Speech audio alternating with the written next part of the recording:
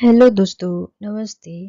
मेरा नाम है वॉल्केनो और आज अपन बात करेंगे आर्ट लेबोरेटरी सेटअप पार्ट 2 के बारे में, जिसमें हम डिस्कस करेंगे न्यू आईवीएफ लैब सेटअप करने के लिए हमें क्या-क्या equipments, culture medias, consumables, disposables की रिक्वायरमेंट होती है। एम्ब्रियोलॉजिस्ट की क्या-क्या रोल होता है आईवीएफ लैब में, लैब को मेंटेन करने के लिए हमें क्या-क्या बातें ध्यान में रखनी होती है। So be ready and keep continue.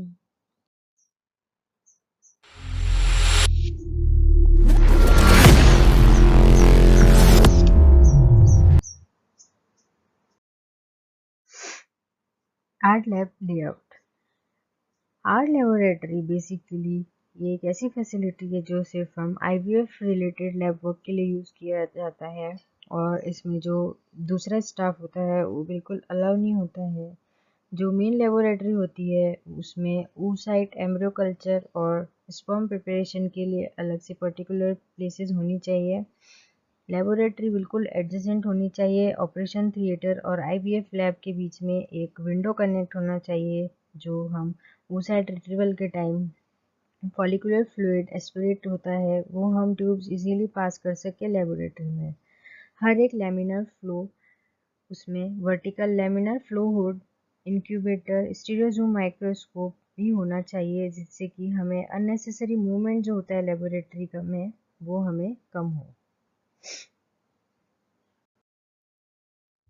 IVF lab में एक हमें सेपरेट स्पेस होना चाहिए एक सी के टाइम और क्रैप रिजर्वेशन और जो हम डेली डेटा रिकॉर्ड जो रखते हैं कंप्यूटर में और रजिस्टर्स में उसके लिए हमें बिल्कुल अलग से स्पेस होना चाहिए।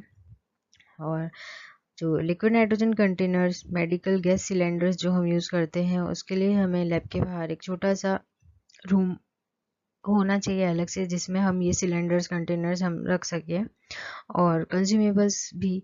और एक्चुअली हम लैब में भी हम एक ट्रॉली ऐसी हो सकती है जिसमें अलग अलग रैक्स हो जिसमें हम जो डेली डिस्पोजेबल्स कंज्यूमेबल्स जो भी यूज़ होते हैं वो हम उस रैक में इजीली रख सकें और हमें बाहर जाने भी ना हो और अंदर से इजीली हम एट अ टाइम हम यूज़ कर सके जो भी कंज्यूमेबल्स हमें यूज़ करने होते हैं डेली यूजेस में। जो बेसिक इसेंशियल इक्विपमेंट्स यूज़ होते हैं वो फर्स्ट है इनक्यूबेटर्स। ये दो टाइप के होते हैं, एक होता है बेंचटॉप इनक्यूबेटर और एक होता है वाटर जैकेटेड CO2 इनक्यूबेटर। ये इनक्यूबेटर्स हम 37 डिग्री सेल्सियस पे मेंटेन करके रखते हैं एम्ब्रियो कल्चर मीडिया के लिए और करेक्ट पीएच जो कल्चर के लिए यूज़ होता है उसे मेंटेन करने के लिए। कॉमनली जो यूज़ होते हैं गैस फेजेस वो होते हैं 5% ऑक्सीजन, 5 to 6% कार्बन डाइऑक्साइड और ट्रिपल गैस जिसमें 5% CO2, 5% ऑक्सीजन और 89% नाइट्रोजन होता है। एक्यूरेसी जो टेम्परेचर की होती है वो हम कैलिब्रेटेड थर्मामीटर या थर्मोकपल से मेजर कर सकते हैं और जो पीएच होता है वो पीएच मीटर से चेक करते हैं।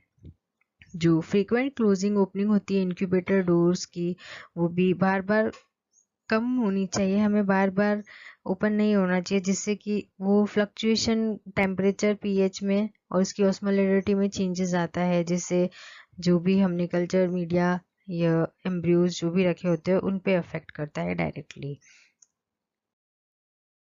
The next is temperature control. इसमें कोई टेम्परेचर फ्लक्चुएशन नहीं होना चाहिए। जब भी हम oocytes एम्ब्रियोज को हैंडल करते हैं तो वो सब 37 डिग्री पे होना चाहिए, 37 डिग्री सेल्सियस, और सब लेमिनार एयर फ्लो में होना चाहिए। जो हीटिंग स्टेज होता है वो भी 37 डिग्री सेल्सियस पे होना चाहिए। सीमेन सैंपल के लिए हम जो लिक्विफाई होने के लिए जो कंटेनर हम हीटिंग स्टेज पे रखते हैं। इन्वर्टेड माइक्रोस्कोप जो हीटिंग स्टेज पे होता है वो हमें 37 डिग्री सेल्सियस पे मेंटेन करके रखना होता है। और ह्यूमन oocytes अगर हम ज़्यादा देर रूम टेम्परेचर पे बाहर रखते हैं तो उसमें एक्सपोजर हो सकता है जिससे कि हमें स्पिंडल डिसरप्शन हो सकता है, एबनॉर्मल डिस्ट्रीब्यूशन होता है जो उस क्रोमोसोम्स का एम्ब्रियोज में हमें देखने को मिल सकता है।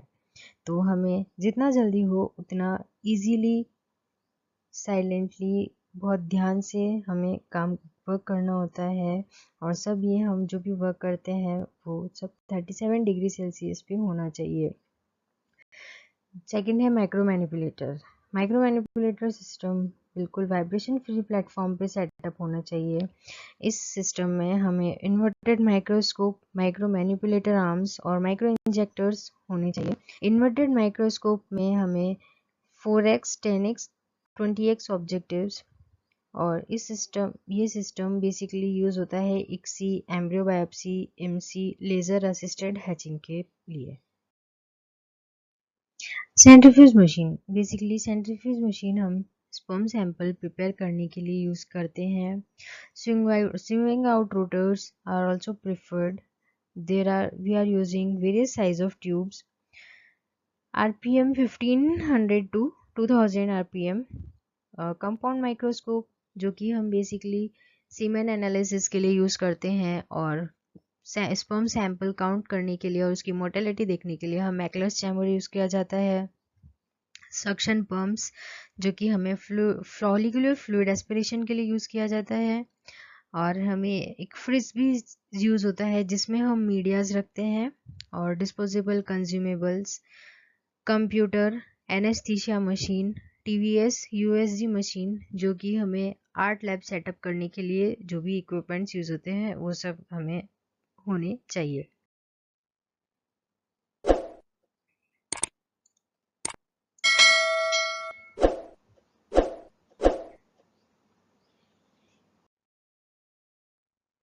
लिक्विड नाइट्रोजन कंटेनर्स जो कि हम क्रायोप्रिजर्व गैमीट्स, एम्ब्रियोज और सीमेन सैंपल के लिए स्टोरेज के लिए यूज करते हैं। हमें इन्हें रेगुलरली लिक्विड नाइट्रोजन के थ्रू टॉप अप करना होता है। इक्विपमेंट्स हमें बिल्कुल सेफली यूज करना होता है, और इलेक्ट्रिकल लीकेज टेस्ट के लिए हमें इंजीनियर्स को बुला के उसे टेस्ट करवाना होता है। रेगुलर सर्विस और मेंटेनेंस जो होता है इक्विपमेंट का वो बहुत कंपलसरी है। और जो क्रूशियल इक्विपमेंट्स जैसे कि incubators, micro manipulator system, refrigerator, suction pump, ये USG मशीन पे इंटरप्ट होते हैं UPS के थ्रू। सिलेंडर्स जो कि कोडा फिल्टर्स के साथ अटैच किए जाते हैं। Culture medium, flushing media, fertilisation media, cleavage media, blastocyst media, mineral oil. Commercially ये high quality culture medias prepared होते हैं। इन सब में सर्टिफिकेशन होना चाहिए, पीएच का, osmolality, endotoxin level testing, mouse embryo assay, sperm retrieval test. ये प्रॉपरली पैक्ड होने चाहिए, एयर टाइट होने चाहिए, टाइटली कैप्ड होने चाहिए, और 2 to 8 डिग्री सेल्सियस टेम्परेचर पे मेंटेन होने चाहिए। और हम जो प्रोसीजर होता है जैसे नेक्स्ट डे, तो उसे उससे एक दिन पहले हमें मीडिया निकालना होता है और उसे इक्विलिब्रेट करना होता है 5% CO2 और 37 डिग्री टेम्परेचर पे। और अगर जैसे इमरजेंसी में अगर मीडिया कम पड़ जाता है तो हमें जो निकालते हैं मीडिया, तो उसे बेसिकली हमें 4 to 6 आवर्स पहले निकाल के इक्विलिब्रेट करना होता है। 2 टाइप्स के commonly used embryo culture system होते हैं। फर्स्ट होता है क्लोज सिस्टम और सेकंड होता है ओपन सिस्टम। क्लोज सिस्टम में हमें माइक्रो ड्रॉपलेट्स एम्ब्रियो कल्चर की बनानी होती है जिसपे हम ऑयल ओवरले करते हैं, ठीक है। इसका एडवांटेज ये रहता है कि ये इवेपोरेशन जो होता है मीडिया का उसको प्रिवेंट करता है, और ये हार्मफुल इफेक्ट्स जो होते हैं उसको रिड्यूस करता है और ऑस्मोलैरिटी को इंक्रीज करता है, ठीक है।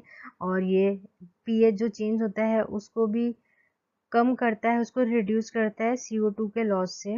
और जो मीडियम होता है जो हम कल्चर डिशेस में रिमूव करते हैं वो इंक्यूबेटर असेसमेंट के लिए।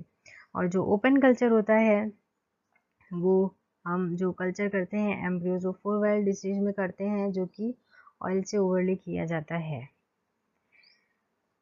तो इसमें आप देख सकते हैं जो हमने मीडिया डाला है माइक्रोपिपेट के थ्रू, उस पर हम पैराफिन ऑयल पोर कर रहे हैं और उसको फिर ड्रॉप से कवर करके और फिर हमें उसे इंक्यूबेटर में रखा जाता है। नेक्स्ट है क्लिनिकल एम्ब्रियोलॉजिस्ट। जब भी हम IVF लैब सेटअप करते हैं तो हमें सबसे पहले एम्ब्रियोलॉजिस्ट की ज़रूरत होती है। विदाउट एम्ब्रियोलॉजिस्ट IVF लैब हम नहीं चला सकते। तो जो एम्ब्रियोलॉजिस्ट होना चाहिए वो वेल क्वालिफाइड होना चाहिए, एक्सपीरियंस्ड होना चाहिए और बहुत एक्सपर्ट होना चाहिए एम्ब्रियोलॉजी फील्ड में, और हर एक पेशेंट को मतलब पेशेंट के लिए बिल्कुल कंफर्म, मतलब रिस्पॉन्सिबल होना चाहिए कि हाँ वो उसका वर्क प्रॉपर है, वो हर एक चीज़ प्रॉपरली कर रहा है ना। और वो बिल्कुल उसमें गुड एसेप्टिक टेक्निक्स होनी चाहिए। और जो रिस्पॉन्सिबिलिटी होती है एम्ब्रियोलॉजिस्ट की, वो एनवायरनमेंट जो भी प्रोसेसेस हो रहा है लेबोरेटरी में, वो सब स्टेबल, नॉन टॉक्सिक और पैथोजन फ्री होना चाहिए। जो गैमीट्स और एम्ब्रियोज जो भी ग्रो होते हैं तो उसमें ऑप्टिमम पैरामीटर्स में सब काम होना चाहिए, मेंटेन होना चाहिए, लैब का मेंटेनेंस होना चाहिए, और जो हर एक आईवीएफ प्रोसीजर्स उसे परफॉर्म करना आना चाहिए।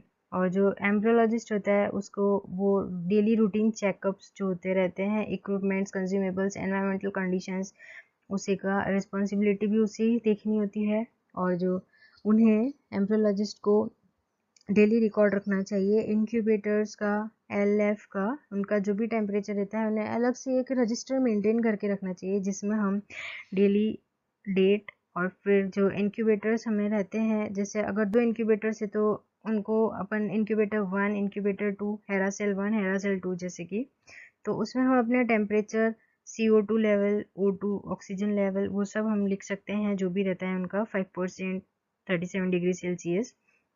और इसे करके हम पूरे मतलब मेंटेन करके रखना चाहिए हमें। और फिर नेक्स्ट आता है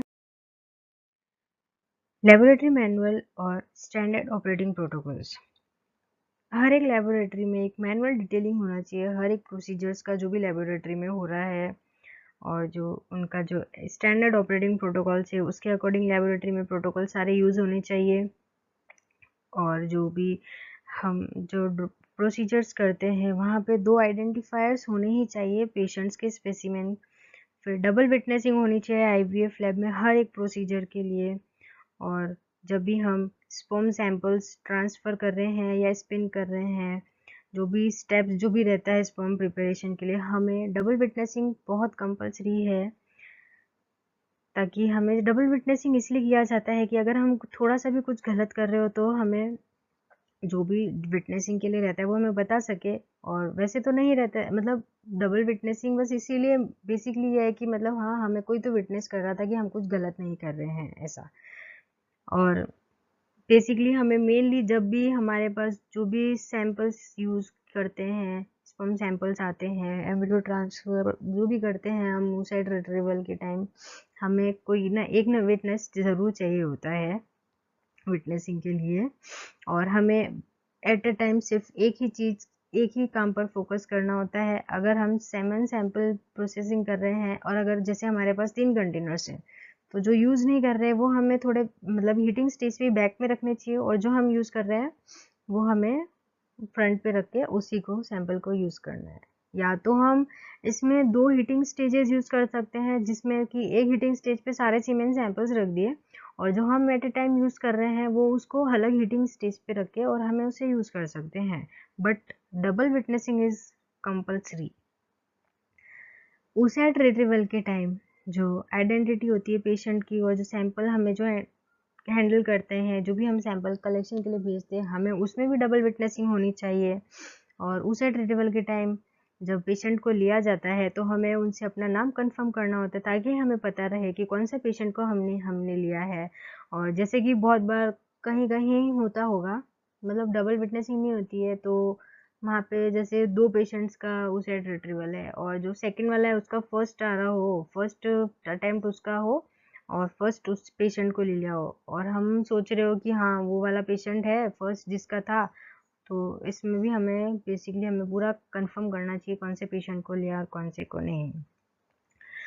फिर जो आइडेंटिटी होती है एम्ब्रियो ट्रांसफ़र पेशेंट के टाइम, जो एम्ब्रियो ट्रांसफ़र करते हैं वो भी डबल चेक होना चाहिए, और डबल विटनेसिंग होनी चाहिए गैमीट ट्रांसफ़र, एम्ब्रियो ट्रांसफ़र के टाइम। और जो हम डिशेस में ट्रांसफ़र करते हैं उस टाइम भी, विट्रिफिकेशन के टाइम, थॉइंग के टाइम, हर एक चीज़ मतलब आईवीएफ लैब में हम जो भी प्रोसीजर्स करते हैं उसमें हमें डबल विटनेसिंग ज़रूर कंपलसरी है। और जब विटनेसिंग करते हैं तो जो हमारे जो डॉक्यूमेंट्स रहते हैं तो उसमें हमें दोनों इंडिविजुअल्स के सिग्नेचर्स लेने होते हैं, जिससे कि हमें पेशेंट की रिकॉर्ड शीट में हम मेंटेन कर सके कि हाँ जब हमने ये काम किया था तो उस टाइम कौन कौन किसने किसको विटनेस किया था। जो वर्क कर रहा होता है उसका नाम ऊपर आता है, उसका सिग्नेचर ऊपर होता है, और जो उसे विटनेस करा था उसका नीचे। नेक्स्ट है next one is quality control. ठीक है, as a part of the quality control it is very important that daily monitoring और रिकॉर्ड होना चाहिए इक्विपमेंट्स का, जैसे कि मैंने बताया था इंक्यूबेटर का जिसमें टेम्परेचर होता है CO2 लेवल का और ऑक्सीजन लेवल जो भी है पूरा हमें डेली बेसिस पे हमें नोट डाउन करना होता है। और जो टेम्परेचर होता है हीटेड बेस है और लेमिनार फ्लो का, जो जब से IVF, since the IVF is an extension of the operating theatre, every effort must be taken to maintain the sterility in the lab. Proper maintenance होना चाहिए, डिसिप्लिन, स्ट्रिक्ट डिसिप्लिन होना चाहिए, जो भी हैंड वॉशिंग के टाइम मेंटेनिंग जो parameters जो भी है लेबोरेटरी में हमें उस टाइम। और अगर जैसे कि प्रोसीजर के टाइम अगर कुछ भी स्पिलेज हो जाता है तो उसी टाइम हमें जेंटली वाइप करना होता है डिस्टिल वाटर के थ्रू ड्राई गॉज लेके। और अल्कोहल हमें बिल्कुल यूज़ नहीं करना होता है जब oocytes और एम्ब्रियोज अपने हाथ में होते हैं, मतलब अल्कोहल का बिल्कुल यूज़ नहीं करना होता है IVF लैब में अगर oocytes एम्ब्रियोज कुछ भी बाहर हो तब। और जो भी जैसे कि waste seminal fluid, follicular fluid जो भी रहता है वो जैसे ही प्रोसीजर कंप्लीट होता है तो हमें उसे डिस्कार्ड कर देना चाहिए। लेबोरेटरी बिल्कुल क्लीन होनी चाहिए, डेली मॉप क्लीनिंग सब कुछ होना चाहिए। और जो भी सरफेसेस रहता है उसको बिल्कुल इजीली डेली वाइप करना चाहिए। और जो प्रॉपर मेंटेनेंस रहता है शेड्यूल जो भी इक्विपमेंट्स का जैसे कि LF का, इंक्यूबेटर्स का, माइक्रोस्कोप का, वो एक सर्विस कॉन्ट्रैक्ट के तो मैं बिल्कुल मेंटेन रहना चाहिए। So friends, thank you. आपको मेरी वीडियो लाइक करिएगा, सब्सक्राइब करिएगा, शेयर करिएगा। Thank you.